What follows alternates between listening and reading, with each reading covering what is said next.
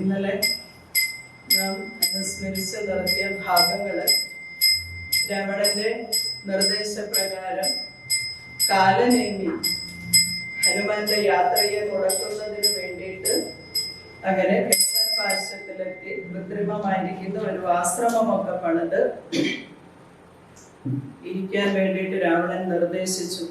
രാമന്റെ ദൂതനാണ് ഞാൻ, ദാസനായിട്ടുള്ള ഞാൻ രാമന്റെ കാര്യത്തിന് വേണ്ടിയിട്ട് വന്നതാണ്, ദാഹത്തിന് വേണ്ടി അല്പം ജലം കിട്ടാൻ വേണ്ടിയിട്ട് വന്നതാണ് എന്നൊക്കെ പറഞ്ഞ സമയത്ത് അതിനു മുൻപ് തന്നെ ഹനുമാനെ കാണുമ്പോൾ തന്നെ ആ ഉദ്ദേശവും വരവിന്റെ കാര്യങ്ങളും എവിടെ നിന്നാണ് വന്നിട്ടുള്ളത് എന്നുള്ളതൊക്കെ മുൻകൂട്ടി തന്നെ ഹനുമാനോട് പറഞ്ഞ് അത്ഭുതപ്പെടുത്തി. അവിടെ ചെന്ന് ജലം കുടിക്കുന്നതിന് വേണ്ടിയിട്ട് പൊയ്കയിൽ ഇറങ്ങി അങ്ങനെ അതിന് തയ്യാറെടുക്കുന്ന സമയത്താണ്, വെള്ളം കുടിക്കാൻ തുടങ്ങുന്ന സമയത്ത് തണ്ണീർ കുടിപ്പാൻ തുടങ്ങും ദശാന്തരെ വന്നു ഭയങ്കരിയായ നഗരിയും ഉന്നതനായ മഹാകവി വീരനെ തിന്നുകളവാനൊരും പെട്ട നേരത്ത് കണ്ണുമിഴിച്ചു കവീന്ദ്രനും നോക്കിനാൻ. വക്രം പിളർന്നു കണ്ടോരു മകരിയെ ഹസ്തങ്ങൾ കൊണ്ടു പിളർന്ന അംഗവിവരൻ. കാലനേമിയെ വധിച്ച് ഹനുമാൻ പിന്നീട് ഔഷധങ്ങളെ ഇരിക്കുന്നതായിരിക്കുന്ന വലയോട് കൂടി തന്നെ എടുത്ത് ഹർഷഭാദ്രിയെ ഒന്നിച്ചെടുത്ത് അങ്ങനെ കൊണ്ടുപോയി ബോധരഹിതരായി കിടന്ന രാമലക്ഷ്മണന്മാരെയും മറ്റെല്ലാവരെയും ഒക്കെ രക്ഷപ്പെടുത്തുകയും ഒക്കെ ചെയ്തു. ഇപ്പൊ തന്നെ താൻ വധിച്ചു അല്ലെങ്കിൽ മരിച്ചു എന്ന് വിശ്വസിച്ചു പോയ രാമനും ലക്ഷ്മണനും മറ്റു സേനകളും ഒക്കെ പുനർജീവിച്ചു എന്നറിഞ്ഞതായ സമയത്ത് വല്ലാത്ത സങ്കടവും ആശങ്കയും ഒക്കെ തോന്നി രാവണന്. രാവണൻ പിന്നീട് അയച്ചത് മകരാക്ഷനെയാണ് യുദ്ധത്തിനായിക്കൊണ്ട്. മകരാക്ഷനെ യുദ്ധത്തിനയച്ച് മകരാക്ഷൻ ചെന്ന് രാമനുമായിട്ട് യുദ്ധം ചെയ്തു. രാമന്റെ സൈന്യത്താൽ വധിക്കപ്പെട്ടു മകരാക്ഷൻ. ഇന്ദ്രജിത്ത് യുദ്ധത്തിനായിട്ട് എത്തുന്നു എന്നറിഞ്ഞ സമയത്ത് ലക്ഷ്മണൻ രാമചന്ദ്രന്റെ അടുത്ത് ചെന്നിട്ട് പറഞ്ഞു, എത്ര നാളാണ് ഇങ്ങനെ മറന്നു നിന്നിട്ട് യുദ്ധം ചെയ്യുക? ഈ വാനരന്മാരെ കബളിപ്പിക്കുന്നതിന് വേണ്ടിയിട്ടെന്ന പോലെ മേഘനാഥൻ പലതവണയായിട്ട് ഇങ്ങനെ മായകൾ കാണിച്ച് മറഞ്ഞു നിന്നൊക്കെ ഈ യുദ്ധം ചെയ്യുകയാണ് ചെയ്യുന്നത്. അതുകൊണ്ട് ഇത് എത്ര നാളിങ്ങനെ തുടർന്നു പോകും? ഇതിനിങ്ങനെ നീട്ടിക്കൊണ്ടു പോകാൻ നിവൃത്തിയില്ല. അതുകൊണ്ട് അങ്ങ് ഇന്ദ്രജിത്തിനെ വധിക്കണമെന്ന് രാമനോട് ആവശ്യപ്പെട്ട സമയം ലക്ഷ്മണനോട് രാമൻ പറയുകയാണ് ചെയ്തത്, ആയോധനത്തിങ്കൽ ഓടുന്നവരോടും ആയുധം പോയവരോടും വിശേഷിച്ച് നേരെ വരാതവരോടും ഭയം പൂണ്ടു പാതാന്തികെ വന്നു വീഴുന്നവരോടും പൈതാമഹാസ്ത്രം പ്രയോഗിക്കരുതടും. ഇങ്ങനെയുള്ള കാര്യങ്ങൾ ഇവിടെ നടക്കുമ്പോൾ ഇന്ദ്രജിത്തിനോട് യുദ്ധത്തിന് തയ്യാറായിക്കൊണ്ടങ്ങനെ നിൽക്കുന്ന സമയത്ത് ഇന്ദ്രജിത്ത് വിചാരിച്ചു, ഇങ്ങനെയൊന്നും ഇവരെ വധിക്കാൻ കഴിയുകയില്ല എന്ന് വിചാരിച്ചിട്ടാണ് ഇന്ദ്രജിത്ത് തന്നെ ഒരു മായയെ കാണിച്ചത്. ഇപ്പൊ മായ സീതയെ നിർമ്മിച്ച് കൊണ്ടുവന്ന് തേരിൽ വെച്ച് യുദ്ധക്കളത്തില് എത്തി. മായാ സീതയെ എത്തിയപ്പോഴ് മേഘനാഥനോട് യുദ്ധത്തിന് പുറപ്പെട്ടത് മാരുതിയുടെ നേതൃത്വത്തിലുള്ള കവികുലങ്ങളാണ്. ആ വാനര സൈന്യം ചെല്ലുന്നത് കണ്ടപ്പോ തേരിലും ആയാസീതയെ വെച്ച് അവരുടെ മുൻപിൽ വെച്ച് വെട്ടി നുറുക്കി. പിന്നീട് ശ്രീരാമചന്ദ്രന്റെ അടുത്ത് വന്നിട്ട് വിവരം പറഞ്ഞു, സീതയെ ഇങ്ങനെ കൊലപ്പെടുത്തി എന്നുള്ള കാര്യമാണ് പറഞ്ഞത്. ഇത് കേട്ട സമയത്ത് തന്നെ ഭഗവാൻ ബോധശൂന്യനായിട്ട് അങ്ങനെ നിലം പതിച്ചു. ലക്ഷ്മണനും മറ്റെല്ലാവരും ചേർന്ന് ഭഗവാനെ സമാധാനിപ്പിച്ച് അങ്ങനെ ഇരിക്കുന്ന സമയത്താണ് വിഭീഷണൻ ഇത് എന്താണ് സംഭവിച്ചത്, എല്ലാവരും ഇങ്ങനെ കൂടി നിൽക്കുന്നു, യുദ്ധമാണെങ്കിൽ അവസാനിപ്പിച്ചു, അപ്പൊ എന്ത് സംഭവിച്ചു എന്ന് അറിയുന്നതിന് വേണ്ടിയിട്ട് വിഭീഷണൻ വന്ന് അന്വേഷിക്കുമ്പോഴാണ് പറയണത് സീതയെ കൊലപ്പെടുത്തിയ കാര്യം. ഇത് കേട്ടിയ സമയത്ത് വിഭീഷണൻ അങ്ങനെ കൈകൊട്ടി ചിരിച്ച് പരിഹസിച്ചു എന്നാണ് പറയുന്നത്. ഈ കുരങ്ങന്മാർക്ക് എന്താണ് അറിയാൻ സാധിക്കുന്നത്? ലോകേശ്വരിയായ ദേവിയെ കൊല്ലുവാൻ ലോകത്രയത്തിങ്കരാരുമുണ്ടായിവര് മായാനിപുണനാം മേഘനിനാഥനി കാര്യമനുഷ്ഠിച്ചതെന്തിനാശുകൾ. ഇപ്പൊ ലോകേശ്വരിയായിരിക്കുന്ന ആ ദേവിയെ വധിക്കുന്നതിന് ഈ ത്രിലോകങ്ങളിലും ഒരാൾ പോലും ഇല്ല എന്ന് മനസ്സിലാക്കാൻ ഈ വാനരന്മാർക്ക് സാധിക്കാതെ പോയത് കൊണ്ടാണ് അവരിങ്ങനെ ഉള്ളതായിരിക്കുന്ന കാര്യം പറഞ്ഞതും. അത് കേട്ട് അങ്ങിങ്ങനെ ബോധം അല്ലെങ്കിൽ അങ്ങിങ്ങനെ ദുഃഖിച്ചാല് എന്താണ് ചെയ്യുക സ്വാമി? അതുകൊണ്ട് അങ്ങനെ ദുഃഖിക്കേണ്ട ആവശ്യമില്ല. ഇത് മേഘനാഥന്റെ ഒരു മായാപ്രയോഗമാണ്. യുദ്ധം ജയിക്കുന്നതിന് വേണ്ടതായിരിക്കുന്ന ഹോമം നടത്തുന്നതിന് വേണ്ടി അവൻ നമ്മളെ എല്ലാവരെയും പിന്തിരിപ്പിക്കാൻ വേണ്ടി ചെയ്തതായിരിക്കുന്ന ഒരു കാര്യമാണ്. അതുകൊണ്ട് ഇത് വിശ്വസിക്കേണ്ട ആവശ്യമൊന്നുമില്ല. ദേവിയെ വധിക്കുന്നതിന് ഒരാൾക്കും സാധിക്കില്ല എന്ന് അങ്ങേക്ക് അറിയാലോ. അതുകൊണ്ട് അങ്ങ് ദുഃഖം ഒന്നും വിജയം ഉണ്ടാവേണ്ട, ദുഃഖം മാറ്റി അങ്ങ് എണീക്കുക എന്നൊക്കെ പറഞ്ഞ് വിഭീഷണൻ സമാധാനിപ്പിച്ചു.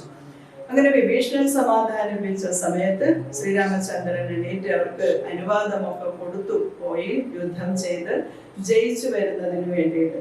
പിന്നോട്ട് ലക്ഷ്മണന്റെ നേതൃത്വത്തിൽ ഇന്ദ്രജിത്തിനോട് യുദ്ധം ചെയ്യുന്നതിന് വേണ്ടി പുറപ്പെടുകയും ഇന്ദ്രജിത്തും മേഘനാഥനും തമ്മിൽ അത്യുഗ്രമായിട്ടുള്ള യുദ്ധം നടക്കുകയും ചെയ്തു.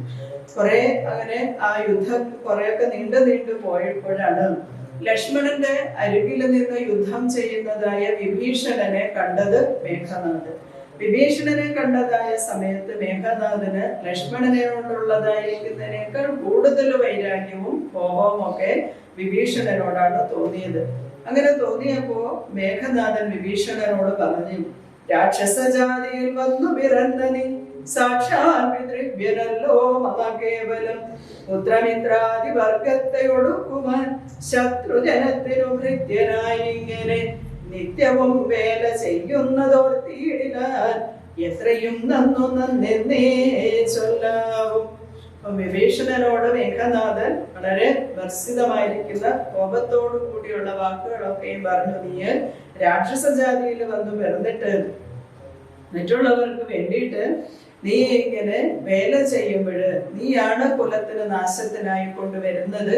അച്ഛന്റെ സ്ഥാനത്ത് ഉള്ളവനായിട്ട് പോലും ഇങ്ങനെ ഈ രീതിയിലുള്ള പ്രവൃത്തികളൊക്കെ ചെയ്യുന്നത് നിനക്ക് ചേർന്നതല്ല എന്നൊക്കെയുള്ള രീതിയിൽ വിഭീഷണനെ വല്ലാതെ പരിഹസിച്ചു. അങ്ങനെയൊക്കെയും ദേഷ്യത്തില് പറഞ്ഞു മേഘനാഥൻ. അപ്പൊ ഇത് കേട്ടതായ സമയത്ത് വിഭീഷണൻ പറഞ്ഞു, നീ ഇതൊന്നും പറയേണ്ട ആവശ്യമില്ല. കുലത്തിനും വംശത്തിനും ഒക്കെ നാശം ഉണ്ടാക്കി വെക്കുന്നത് നീയും നിന്റെ പിതാവും ചേർന്നിട്ടാണ്, ഞാനൊന്നും അല്ല എന്നൊക്കെ ഇവർ രണ്ടുപേരും കൂടി ഇങ്ങനെ സംസാരിച്ചപ്പോൾ ലക്ഷ്മണനോട് ചോദിച്ചു ഇന്ദ്രജിത്ത്, ഇതിനു മുമ്പ് 2 ദിവസം നീ എന്നോട് യുദ്ധം ചെയ്യാൻ വന്നിട്ടുണ്ട്. ഈ യുദ്ധം ചെയ്യാൻ വന്ന 2 ദിവസവും നീ എന്റെ ബാഹുപരാക്രമങ്ങൾ, എന്റെ യുദ്ധം നീ കണ്ടതാണ്. എന്നോട് പരാജയപ്പെട്ട് നീ തിരിച്ചു പോയതാണ് ഇവിടുന്ന്. എന്നിട്ടും നിനക്ക് മതിയായില്ലേ? വീണ്ടും എന്നോട് യുദ്ധത്തിന് തന്നെ നീ വന്നുവല്ലോ. അങ്ങനെയാണെങ്കിൽ എന്റെ ആ യുദ്ധ വൈഭവം എന്താണ് എന്നുള്ളത് നീ കണ്ടുകൊള്ളുക എന്നാണ് പറഞ്ഞത്. പിന്നീട് ലക്ഷ്മണന്റെ അസ്ത്രത്താല് ഇന്ദ്രജിത്ത് മരണപ്പെടുകയും ചെയ്തു. യുദ്ധാവസാനം ലക്ഷ്മണൻ അയോധ്യയിൽ നിന്ന് ജ്യേഷ്ഠന്റെ ഒപ്പം വനത്തിലേക്ക് പുറപ്പെട്ട നാളു മുതല് ബ്രഹ്മചര്യ നിഷ്ഠയോട് കൂടിയിട്ട് ആഹാര നിദ്രാദികളൊക്കെയും ഉപേക്ഷിച്ച് രാമന് വേണ്ടിയിട്ട് സേവനം ചെയ്ത് തന്റെ ജ്യേഷ്ഠനെയും ജ്യേഷ്ഠ പത്നിയെയും ആ ഒരു ഭാവത്തിൽ നിസ്വാർത്ഥമായിരിക്കുന്ന ത്യാഗമനോഭാവത്തില് സേവിച്ചു കൊണ്ടിരുന്ന ആളാണ് ലക്ഷ്മണൻ. അതുകൊണ്ട് ലക്ഷ്മണന് ഇന്ദ്രജിത്തിനെ വധിക്കാൻ സാധിച്ചത്. ദേവി ഭാഗവതത്തിലായാലും മഹിഷാസുരനെ പോലുള്ള അസുരനൊക്കെ വരം മേടിച്ചിട്ടുള്ളത് അയോനിജയായിരിക്കുന്ന ഒരു സ്ത്രീയാല് മരണം വരണമെന്നാണ്. പുരുഷന്മാരാരും കൊല്ലാൻ പാടില്ല. പ്രകൃതിയില് അല്ലെങ്കിൽ ഈ പ്രപഞ്ചത്തിൽ ജീവിച്ചിരിക്കുന്ന ഉള്ളതായിരിക്കുന്ന ആരാലും മരണം വേണ്ട. ഇതൊന്നുമല്ലാത്ത ഒരു സ്ത്രീ എന്നെ വധിച്ചു കൊള്ളട്ടെ എന്നുള്ള വരം വാങ്ങി. മഹിഷാസുരൻ വിചാരിച്ചതും സ്ത്രീ എന്ന് പറഞ്ഞാൽ വളരെ അധികം ചപലയാണ്, അബലയാണ്, അവൾക്കുള്ള ശക്തി ഇത്രയൊക്കെ തന്നെ ഉള്ളൂ. എന്നെ പോലെ വീരനായ പരാക്രമിയായ ആയിട്ടുള്ള ഒരാളെ വധിക്കാൻ കേവലം ഒരു സ്ത്രീക്ക് എന്തായാലും കഴിയുകയില്ല എന്നുള്ള അതിബുദ്ധിയെ ആണ് മഹിഷാസുരൻ പ്രയോഗിച്ചത്. ത്രിമൂർത്തികൾക്ക് പോലും സാധിക്കാതെ വന്നു മഹിഷാസുരനെ വധിക്കാൻ.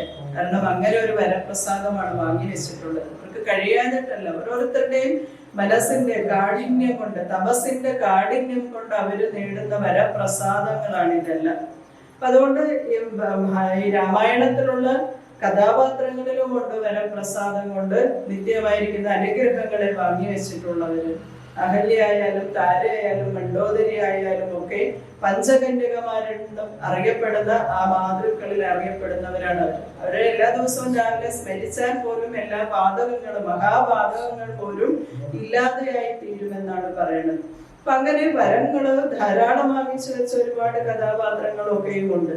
അവര് വാങ്ങിയ വരം അവരുടെ ത്യാഗവും അതിനു വേണ്ടിയിട്ട് അവർ അനുഭവിച്ച കഷ്ടപ്പാടുകളും ആ ത്യാഗവും ഒക്കെ വരം കിട്ടിക്കഴിയുമ്പോൾ എല്ലാവരും മറക്കുന്നു എന്നുള്ളതാണ് സത്യം. അത് മറക്കുന്നത് കൊണ്ടാണ് അവരുടെ പ്രവൃത്തികളൊക്കെ മാറിപ്പോകുന്നത്. രാവണനായാലും എത്രയെത്ര ത്യാഗം ചെയ്തു, എത്ര തപസ്സനുഷ്ഠിച്ചു. മഹാദേവൻ ഇരിക്കുന്ന ആ കൈലാസ പർവ്വതത്തെ പോലും തൻ്റെ കൈകളിലെടുത്ത് അമ്മാനമാടാൻ തക്ക വിധത്തിലുള്ള വരപ്രസാദത്തെ മേടിച്ചെടുത്ത ആളാണ്.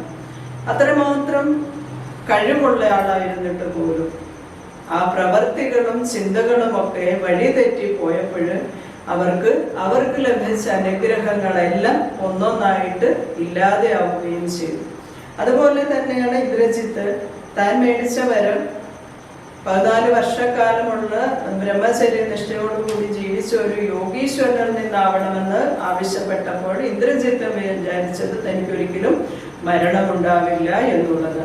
പ്രകൃതിയുടെ നിയമം എന്ന് പറയുന്ന ഏതൊരു വ്യക്തിയും അവന്റെ പരിധിക്ക് അപ്പുറത്തേക്ക് കാര്യങ്ങൾ കടന്നു പോകുമ്പോൾ അഹങ്കാരം വളർന്നു കഴിഞ്ഞാൽ ആ അഹങ്കാരത്തെ ഇല്ലാതാക്കുക എന്നുള്ളത് ഈശ്വരന്റെ നിശ്ചയം തന്നെ. ഒരുപാടൊക്കെ ഭഗവാൻ അങ്ങനെ നോക്കിയിരുന്നു കാണും, ഇത് എവിടെ വരെ പോകുന്നുണ്ട് എന്നൊന്ന് അറിയാൻ വേണ്ടി. അതുകൊണ്ട് ഒരുപാടൊക്കെ ഇളവുകൾ അനുവദിച്ച് കൊടുക്കും. പൊയ്ക്കോളൂ എന്നൊക്കെ പറഞ്ഞ് എത്ര വരെ പോകും എന്നുള്ളത് ഇങ്ങനെ വളരെ സമയം കൊടുത്ത് നോക്കി തന്നെ ഇരിക്കുമെന്നത്. അപ്പൊ അതുകൊണ്ട് നമ്മുടെ പുരാണങ്ങള്, കഥാപാത്രങ്ങള് നാം കാണുന്ന ഓരോന്നും അവരുടെ അഹങ്കാരത്തിന്റെ വളർച്ച കൊണ്ട്, ധർമ്മത്തിൽ നിന്നും വ്യതിചലിച്ചത് കൊണ്ട് അവർക്ക് ഭഗവാൻ തന്നെ നൽകിയ വരങ്ങള് അവർക്ക് വിനയായി മാറി. ഈ വരപ്രസാദത്തിന് അത് നേടിയെടുക്കാൻ അവർ അനുഭവിച്ച കഷ്ടങ്ങളൊക്കെയും വെറുതെ ആയിട്ട് തീരുകയാണ് ചെയ്യണത് തന്നെ. അതങ്ങനെ ലോകത്തിന്റെ ഒരു നീതിയായിട്ട് മാറി വരുള്ളൂ എപ്പോഴും. എല്ലാവരും അങ്ങനെ. രാവണൻ ഇപ്പോൾ ഇനി ആരുമില്ല ഇനിയിപ്പോ തന്റെ കൂടെ നിൽക്കാൻ. ഏറ്റവും അധികം പ്രതീക്ഷ രാവണൻ ഉണ്ടായിരുന്നത് തന്റെ മകനായിരിക്കുന്ന ഇന്ദ്രജിത്തിനെ വെച്ചിട്ടാണ്. ഇന്ദ്രജിത്തിനെ കൊണ്ടാണ് അഭിമാനിച്ചിരുന്നത്, കുംഭകർണനെ കൊണ്ടാണ് അഭിമാനിച്ചിരുന്നത്. തനിക്ക് ഒരു കേടും വരാതെ എപ്പോഴും തന്റെ കൂടെ നിൽക്കും എന്ന് ചിന്തിച്ചതാണ് ഇന്ദ്രജിത്ത്. ഏതൊരാപത്തിലും തന്നെ രക്ഷിക്കാൻ തന്റെ സഹായത്തിന് മകൻ ഉണ്ടാകും എന്നുള്ള ഒരു അഭിമാന ബോധം രാവണന് വല്ലാതെ ഉണ്ടായിരുന്നു. അപ്പൊ ഏതൊരു വസ്തുവിനെയാണോ എന്തിനെയാണോ നാം അഭിമാനിക്കുന്നത്, എന്തിന്മേലുള്ള അഭിമാനത്തിന്റെ പേരിലാണോ നാം ഈശ്വരനോട് വൈരാഗ്യം വെക്കുക, അല്ലെങ്കിൽ ഈശ്വരനിൽ നിന്ന് അകന്നു പോവുക, ആ ഒരു അഭിമാനത്തെ ആദ്യം തന്നെ ഭഗവാൻ എടുത്തു മാറ്റും എന്നാണ് പറയുന്നത്. ഭക്തന്മാര് ആയിരിക്കുന്ന ആളുകള് അഹങ്കാരത്തിലേക്ക് വഴുതി വീണ് കഴിയുമ്പോൾ ആ അഹങ്കാരത്തിന് കാരണമായിരിക്കുന്നത് എന്തോ. നമ്മളൊക്കെ പല കാരണങ്ങൾ കൊണ്ടാണ് പലപ്പോഴും അഭിമാനിക്കുന്നത്. ചിലർക്ക് അവരുടെ സമ്പത്തിലായിരിക്കും അഭിമാനം, ചിലർക്ക് അവരുടെ കഴിവിലായിരിക്കും അഭിമാനം. ഇനി ചിലരെ സംബന്ധിച്ചിടത്തോളം ആണെങ്കിൽ ജോലിയിലായിരിക്കും അഭിമാനം, ചിലര് ഭർത്താവിനെ പ്രതി അഭിമാനിക്കും, ചിലര് ഭാര്യയെ പ്രതി അഭിമാനിക്കും, ചിലര് മക്കളെ പ്രതിയാണ് അഭിമാനം കൊള്ളുന്നത്. ഇങ്ങനെ ഏതിലാണോ നാം ഓരോരുത്തരും അഹങ്കരിക്കുന്നത്, അഭിമാനം കൊള്ളുന്നത്. ചിലർക്ക് നമ്മുടെ ശരീരത്തിൽ ആരോഗ്യം വിചാരിച്ചിട്ടായിരിക്കും, ഞാൻ നല്ല ആരോഗ്യവാനാണ്, ആരോഗ്യവതിയാണ്, എനിക്ക് ഇതുവരെയും ഒരു രോഗം വന്നിട്ടില്ല, എൻ്റെ ശരീരം നല്ല ഒരു രോഗത്തെയും ഇതുവരെ വരാത്തതാണ് എന്നൊക്കെ അഹങ്കരിക്കും. ഇങ്ങനെ ഏതൊന്നിലാണോ നമ്മുടെ അഹങ്കാരം ചെന്ന് നിൽക്കുക, ഏതൊരു കാരണം കൊണ്ടാണോ നാം ഈശ്വരനിൽ നിന്ന് അകന്നു പോവുക, ഏതിന്റെ പേരിലാണോ നാം അഭിമാനം കൂടുതലായിട്ട് കൊണ്ടു നടക്കുക, ആ ഒരു അഭിമാനത്തെ നമ്മിൽ നിന്ന് എടുത്തു മാറ്റും ഭഗവാൻ. കാരണം ഭഗവാൻ എപ്പോഴും തന്റെ ഭക്തന്മാരെ ഇഷ്ടപ്പെടുന്നു എന്നുള്ളത് കൊണ്ട് ഭക്തനുണ്ടാകുന്ന അഭിമാനത്തെ ഇല്ലാതാക്കേണ്ടത് ഭഗവാന്റെ കർത്തവ്യമായതുകൊണ്ട് തന്നെ ആ അഭിമാനബോധം ഇല്ലാതാക്കി കളയും. മഹാബലി ചക്രവർത്തി മഹാവീര പരാക്രമിയായിരുന്നു. അങ്ങനെയുള്ളതായിരിക്കുന്ന പരാക്രമശാലിയായ ആ മഹാബലിക്ക് ഒരു ദോഷേ ഉണ്ടായിരുന്നുള്ളൂ, തന്നിലുള്ള കഴിവിലുള്ള അഭിമാനം. ആരെന്തു ചോദിച്ചാലും എനിക്ക് കൊടുക്കാൻ കഴിയും എന്നുള്ളതായിരിക്കുന്ന ഒരു അഭിമാനബോധം.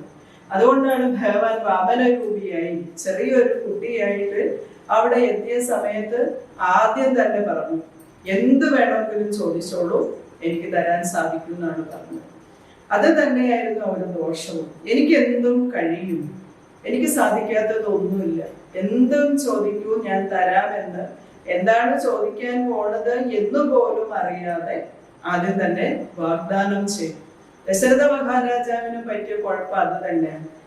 നീ ചോദിക്കുന്ന വരം എന്ത് വരം വേണമെങ്കിലും ചോദിച്ചുകൊള്ളൂ എന്ന് തന്റെ പ്രാണപ്രേയസിയായിരിക്കുന്ന കൈകേയിയോട് പറഞ്ഞപ്പോ തന്റെ ജീവനെ രക്ഷിക്കുക കൂടി ചെയ്തതായതുകൊണ്ടുണ്ടായ അമിത സന്തോഷം കൊണ്ട് എന്തും കൊടുക്കാൻ തയ്യാറായി ദശരഥ മഹാരാജാവ്.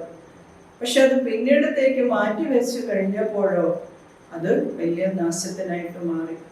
വാമന മൂർത്തി അവിടെ എത്തി ചോദിക്കുന്ന സമയത്ത് ഇങ്ങനെ ഒരു കാര്യം പറഞ്ഞത് തന്റെ അഹങ്കാരത്തെ വെളിപ്പെടുത്തുന്നതായി. അതുകൊണ്ട് തന്നെ ഭഗവാൻ ചോദിച്ച നിസ്സാരമായിരിക്കുന്ന ഒരു കാര്യം നൽകാൻ കഴിയാതെ വിഷമിച്ചു. അതുകൊണ്ട് നമ്മൾ ഓരോന്നും ഓരോരുത്തരോടും കൊടുക്കാന്നോ അല്ലെങ്കിൽ നമ്മൾ പറയുമ്പോഴും നമ്മുടെ പരിധിയും നമ്മുടെ കഴിവുകളും നമുക്കുള്ളതെല്ലാം ഈശ്വരൻ്റെതാണ്, നമുക്ക് സ്വന്തമായിട്ട് ഒന്നുമില്ല എന്ന് എപ്പോഴും മനസ്സുകൊണ്ട് നമ്മൾ നിശ്ചയിച്ച് ഉറപ്പിച്ചു കൊള്ളണം. ഇതൊന്നും നമ്മുടെ കയ്യിൽ നിൽക്കുന്നതല്ല. എന്ത് നമുക്കുണ്ടോ അതെല്ലാം ഏത് നിമിഷം വേണമെങ്കിലും ഇല്ലാതായി പോകാം, എപ്പോൾ വേണമെങ്കിലും നഷ്ടപ്പെട്ടു പോകാം എന്നൊരു ബോധം എപ്പോഴും മനസ്സിൽ ഉറപ്പിച്ചു കൊണ്ടുവേണം നാം നമ്മുടെ ഭൗതികതയില്, നമ്മുടെ സുഖ സൗകര്യങ്ങളില്, നമ്മുടെ ജീവിതത്തിൽ, നമ്മുടെ ജീവനിൽ പോലും ഒരു നേർക്കോളയുടെ അത്ര പോലും ദൈർഘ്യമില്ല ആരുടെയും ജീവന് എന്നുള്ളത് എപ്പോഴും ഓർമ്മിച്ചു കൊണ്ടുവേണം ജീവിക്കാൻ. അങ്ങനെ അതിനനുസരിച്ചുള്ളതായ പ്രവൃത്തികളും ചിന്തകളും വേണം എപ്പോഴും വരാൻ മനസ്സിൽ. നമുക്ക് തരുന്നതെല്ലാം ഭഗവാന്റെ കാരുണ്യമാണ് എന്ന് ബോധമുണ്ടാവണം എപ്പോഴും. ആ ഒരു ബോധത്തോടു കൂടി പ്രവർത്തിച്ചാല് ഇപ്പൊ ഈ രാമായണത്തിന്റെ അവസാന ഭാഗങ്ങളിലേക്ക് നമ്മൾ എത്തുമ്പോൾ കാണുന്നതായിരിക്കുന്ന ഈ യുദ്ധങ്ങള്, ഈ നഷ്ടങ്ങള് എല്ലാം നഷ്ടപ്പെട്ടു പോകുന്ന ഒരവസ്ഥയിലേക്ക് ഒരു മനുഷ്യൻ എത്തിച്ചേരുന്ന ദയനീയമായിരിക്കുന്ന ഒരവസ്ഥയിലേക്കാണ് പോവുക. അപ്പോഴും മനസ്സിലാക്കുന്നില്ല, സമ്മതിക്കാൻ തയ്യാറാവുന്നില്ല. രാവണൻ എന്ന വ്യക്തിയുടെ അഭിമാനബോധം, എനിക്ക് എല്ലാം നഷ്ടപ്പെട്ട് എൻ്റെ ജീവൻ തന്നെ പോകാൻ പോണു എന്നുള്ളത് മനസ്സിലാക്കാൻ സാധിക്കുന്നില്ല.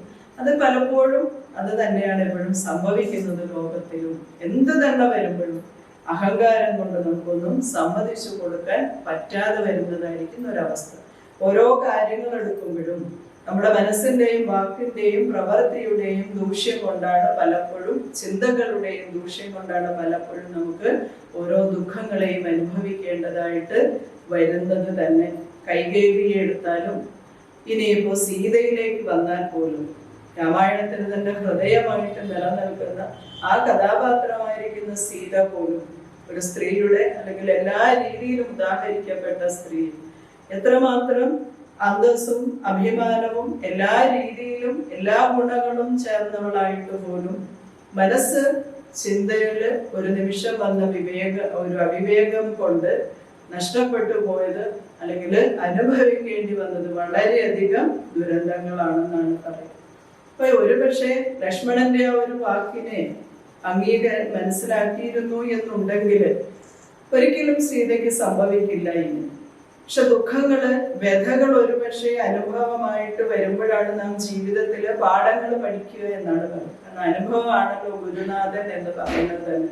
വേറെ എന്തൊക്കെ നമ്മൾ പഠിച്ചാലും എവിടെ നിന്നൊക്കെ പഠിപ്പിച്ചാലും ആരൊക്കെ പറഞ്ഞു തന്നാലും ഇനി എത്ര പാണ്ഡിത്യമുള്ളവരായാലും എത്ര ആചാര്യന്മാർ പറഞ്ഞാലും എത്ര ക്ലാസ്സുകൾ പഠിച്ചാലും എത്ര ഡിഗ്രികൾ നേടിയാലും ഏതൊക്കെ കരസ്ഥമാക്കിയാലും അനുഭവത്തിന്റെ അത്രയും വലിയ ഗുരുനാഥനില്ല. നമുക്കെല്ലാം പഠിക്കണമെങ്കിൽ നമുക്ക് അനുഭവങ്ങൾ ഉണ്ടാവണം. നമ്മുടെ ജീവിതത്തിൽ ഓരോ ദുഃഖങ്ങളും ബുദ്ധിമുട്ടുകളും പ്രശ്നങ്ങളും വരുമ്പോഴാണ് നാം അതിനെപ്പറ്റി ചിന്തിക്കുക പോലും ഉള്ളൂ എന്ന് പറയാം. ഒരു സ്വർണം കൊണ്ടൊരു മാനുണ്ടാവില്ല എന്ന് ചിന്തിക്കാനുള്ള ബോധമൊക്കെ സീതാദേവിക്കുണ്ട്, ഇല്ല എന്നിട്ടല്ല. ശ്രീരാമചന്ദ്രനും അറിയാം ഇങ്ങനൊന്നും സംഭവിക്കാൻ പോണില്ല എന്ന്. ഇതൊന്നും അറിയാനിട്ടല്ല എങ്കിൽ പോലും ഈ ദുഃഖങ്ങളിലൊക്കെ നമുക്ക് എത്തേണ്ട സമയമാകുമ്പോൾ ഓരോന്നും വന്ന് വരിക തന്നെ ചെയ്യും. നമ്മുടെ ജീവിതത്തിലുള്ള ദിവസങ്ങളില് വരും വരായികളെ ചിന്തിച്ച് അറിഞ്ഞ് അതിന് വേണ്ട രീതിയിൽ ഒരു തീരുമാനമെടുക്കാൻ നമുക്ക് സാധിച്ചില്ല എന്ന് ഉണ്ടെങ്കിൽ ഇപ്പൊ സീതയ്ക്ക് സംഭവിച്ചതുപോലെ രാവണന് സംഭവിക്കുന്നത് പോലെ ഒക്കെ ഉള്ളതായിരിക്കുന്ന ദോഷങ്ങൾ ഓരോ വ്യക്തിയിലും ഓരോരുത്തരുടെ ജീവിതത്തിലും ഉണ്ടാകും എന്നൊക്കെ തന്നെയാണ് പറയുക. അതുകൊണ്ട് ഇനി താൻ നേരിട്ട് യുദ്ധത്തിനായിക്കൊണ്ട് പുറപ്പെടാം എന്ന് തീരുമാനിച്ചിട്ടാണ് രാവണന്റെ അടുത്ത നീക്കങ്ങളൊക്കെ ഉണ്ടായത്. ഇനി വേറൊരാളും ഇല്ല പോകാൻ. അങ്ങനെ തീരുമാനിച്ച് യുദ്ധത്തിന് പോകാൻ തയ്യാറെടുത്ത സമയത്ത് അതിനും ഈശ്വരനെ കൂട്ടുപിടിക്കാതെ നിവൃത്തിയില്ല എന്നായി. അപ്പൊ എന്ത് കർമ്മങ്ങൾ ചെയ്യുമ്പോഴും താൻ ചെയ്യാൻ പോകുന്നത് ഒരു ദുഷ്ടകർമ്മമാണ് എന്ന് ബോധ്യമുണ്ടെങ്കിലും അതിനും ഈശ്വരന്റെ ഒരു കൂട്ട് എപ്പോഴും നോക്കുന്നുണ്ട്. അതെല്ലാവരും അങ്ങനെയാണ്. ഇപ്പൊ നല്ലവരായാലും അല്ലാത്തവരായാലും അവര് ചെയ്യുന്ന കർമ്മം അവര് ചെയ്യുന്ന സമയത്ത് അത് ശരിയാണ്. എല്ലാവരും ഓരോ കാര്യങ്ങളും ചെയ്യുന്നത് ഞാൻ ചെയ്യുന്നത് ശരിയെന്ന് വിചാരിച്ചു ആ ശരിക്ക് കൂട്ടു നിൽക്കാൻ എന്തായാലും ഈശ്വരന്റെ സഹായം വേണമെന്ന് പറഞ്ഞു. അതിനുവേണ്ടി ഈശ്വരന്റെ സഹായം തേടും. ഇനി ഒരു കള്ളം ചെയ്യാൻ പോണ ഒരാളും ആദ്യം കൂട്ടുപിടിക്കുന്നത് ഈശ്വരനെ തന്നെ. ഞാനിത് ചെയ്യാൻ പോവുകയാണ്, ഒരു മോഷ്ടാവ് മോഷ്ടിക്കാൻ ഇറങ്ങണ സമയത്ത് അയാളുടെ പ്രാർത്ഥന എന്തായിരിക്കും പ്രാർത്ഥിക്കുക? ഞാനിത് ചെയ്യാനാണ് പോണത്, ഭംഗിയായിട്ട് എനിക്ക് അവിടെ പോയി അവരുടെ വീട്ടിൽ നിന്നുള്ളത്, അല്ലെങ്കിൽ ഞാൻ എന്താണ് ചെയ്യാൻ പോണത്, ഏത് വീടാണോ ലക്ഷ്യം വെച്ചിട്ടുള്ളത്, അല്ലെങ്കിൽ ഏത് അമ്പലമാണോ ലക്ഷ്യം വെച്ചിട്ടുള്ളത്, ആ അമ്പലത്തിൽ എത്താനോ ആ ഭണ്ഡാരപ്പെട്ടി കുത്തി പൊളിക്കാനോ അല്ലെങ്കിൽ ഇനി വിഗ്രഹം എടുക്കാനാണ് തീരുമാനിച്ചിട്ടുള്ളതെങ്കിൽ അത് എടുക്കാൻ വേണ്ടി എന്നെ സഹായിക്കണേ ഭഗവാനെ ആദ്യം ആ മുമ്പിൽ നിന്ന് പ്രാർത്ഥിച്ചിട്ടായിരിക്കും ഒരു പക്ഷെ അതിൻ്റെ അകത്തേക്ക്. അപ്പൊ അയാൾക്കും അറിയാം അയാൾ ചെയ്യുന്ന പ്രവൃത്തി തെറ്റാണെങ്കിൽ പോലും ആ തെറ്റിനും ഈശ്വരന്റെ കൂട്ടുണ്ടെങ്കിൽ മാത്രമേ നിവൃത്തിയുള്ളൂ എന്നുള്ളത്. അല്ലാതെ സ്വയം ചെയ്യാൻ കഴിയില്ല എന്ന് ബോധ്യപ്പെട്ടുകൊണ്ടാണ് ഒരു കള്ളൻ മോഷ്ടിക്കാൻ പോകുക. അങ്ങനെ എല്ലാവരും തന്നെ ഏതൊരു കർമ്മം ചെയ്യുമ്പോഴും ഈശ്വരന്റെ കൂട്ട് വേണം, നല്ലതായാലും ചീത്തയായാലും. അപ്പൊ ഭഗവാനെ ഇങ്ങനെ കൂട്ടുപിടിച്ച് നമ്മുടെ കാര്യങ്ങളൊക്കെ നമ്മൾ ചെയ്യുകയും ചെയ്യും.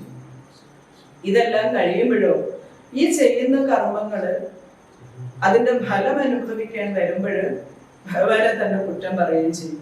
എന്നാലും ഭഗവാനെ നീ എന്നോട് ഇങ്ങനെ ചെയ്തല്ലോ എന്നുള്ള കുറ്റവും പറയും. ഇപ്പൊ രണ്ടായാലും ഭഗവാന് രക്ഷയില്ലാത്ത അവസ്ഥയാണ്. നല്ലത് ചെയ്തു കൊടുത്തപ്പോ കണ്ണ വന്ന് പ്രാർത്ഥിക്കുമ്പോഴും ശരി ആയിക്കോട്ടെ എടുത്തോണ്ട് പൊക്കോട്ടെ എന്ന് വിചാരിച്ച് മിണ്ടാതിരിക്കും. പഞ്ചലോക വിഗ്രഹമല്ല, നീ കൊണ്ടുപോക്കോ സാരയില്ല. ധാരാളം ഇവിടെ കൊണ്ടുവന്ന് തന്നിട്ടുണ്ട്. ഈ തന്നതൊക്കെ ആരാണ്? കള്ളന്മാരും കൊലപാതകങ്ങളും പിടിച്ചുപറിക്കാരും ഒക്കെയാണ് കൊണ്ടുവന്ന് ഈ ഭണ്ഡാരത്തിലിട്ട് നിറച്ചതും പഞ്ചലോകത്തിന്റെ വിഗ്രഹം കൊണ്ടുവന്ന് വെച്ചതും. എന്തായാലും ഇത് ഇങ്ങനെ എനിക്ക് കിട്ടിയതാണല്ലോ, അതിന്റെ ഒരു ഇത് നീയും കൊണ്ടുപോക്കോ എന്ന് പറയും. ഭഗവാൻ മിണ്ടാതിരിക്കെ എടുത്തോണ്ട് പോകും. ഞാന്റെ കഷ്ടകാലത്തിന് പോലീസിന്റെ ജോലി എന്താ? പോലീസ് എന്ത് പ്രാർത്ഥിക്കും? എന്റെ ഭഗവാനെ ഈ കള്ളനെ പിടിച്ചില്ലെങ്കിൽ എന്റെ പ്രൊമോഷൻ തടഞ്ഞു വെക്കൂലോ എന്ന് പറഞ്ഞിട്ടായിരിക്കും പോലീസിന്റെ പ്രാർത്ഥന. അതുകൊണ്ട് എന്ത് വേണം? പിടിക്കാൻ സഹായിക്കണമെന്ന് പ്രാർത്ഥിച്ചിട്ടാണ് അവരിറങ്ങുന്നത്. സഹായിക്കാതിരിക്കാൻ ഭഗവാന് നിവൃത്തിയില്ല. കാരണം അവരും കൊണ്ടുവരുന്നുണ്ട്, അവരുടെ പ്രാർത്ഥനയും കേൾക്കണം. ശരി ആയിക്കോട്ടെ എന്ന് വിചാരിച്ച് പിടിച്ചു. 6 വർഷം 1 വർഷം 2 വർഷം ഒക്കെ കഴിയുമ്പോൾ പിടിക്കുമ്പോഴും കള്ളൻ എന്ത് പറയും? നീ കഷ്ടമാണ് ചെയ്തത്, ഇത് ഇത്രയും ഞാൻ പ്രതീക്ഷിച്ചില്ല, ഇതിന്റെ ആവശ്യമില്ലായിരുന്നു എന്ന് പറയും. അപ്പൊ ആരുടെ പ്രാർത്ഥന കേൾക്കും, ആരുടെ കേൾക്കാതിരിക്കും? ഭഗവാന്റെ അവസ്ഥ എന്താണ്? ഇതാണ് നടക്കുന്ന കാര്യം. അത് ഇപ്പോഴൊന്നും ഉള്ളതൊന്നും അല്ല. ഇത് ഈ പ്രപഞ്ചം ഉണ്ടായ കാലം മുതലേ ഇങ്ങനെ തന്നെ. ഈശ്വരന്മാരുടെ അവസ്ഥ വലിയ ബുദ്ധിമുട്ടില്ല. അവരെന്ത് ചെയ്താലും അവർക്ക് പ്രശ്നം തന്നെ. നല്ലത് ചെയ്താലും പ്രശ്നമാണ്, ഇനി അല്ലാന്ന് വെച്ചാലും പ്രശ്നം തന്നെ. അവർക്ക് എല്ലാ കാലങ്ങളിലും ബുദ്ധിമുട്ട് തന്നെയാണ്. ഇതിന്റെയൊക്കെ ഫലം അനുഭവിക്കുന്ന മനുഷ്യരോ ഒരിക്കലും എന്താ നല്ലത് ചെയ്തു കൊടുക്കുമ്പോൾ നന്ദിയും കാണിക്കുന്നില്ല. ചീത്തയായിട്ട് എന്തെങ്കിലും ഒരു അനുഭവം വന്നാൽ വേണ്ടത്ര ശകാരവും കൊടുക്കുന്നുണ്ട് ഭഗവാനാണെങ്കിൽ പോലും. ഇതൊക്കെ തന്നെയാണ് നാം ഓരോന്നിലും കാണുന്നതും അറിയുന്നതും ഒക്കെ ആയിട്ടുള്ള കാര്യങ്ങൾ.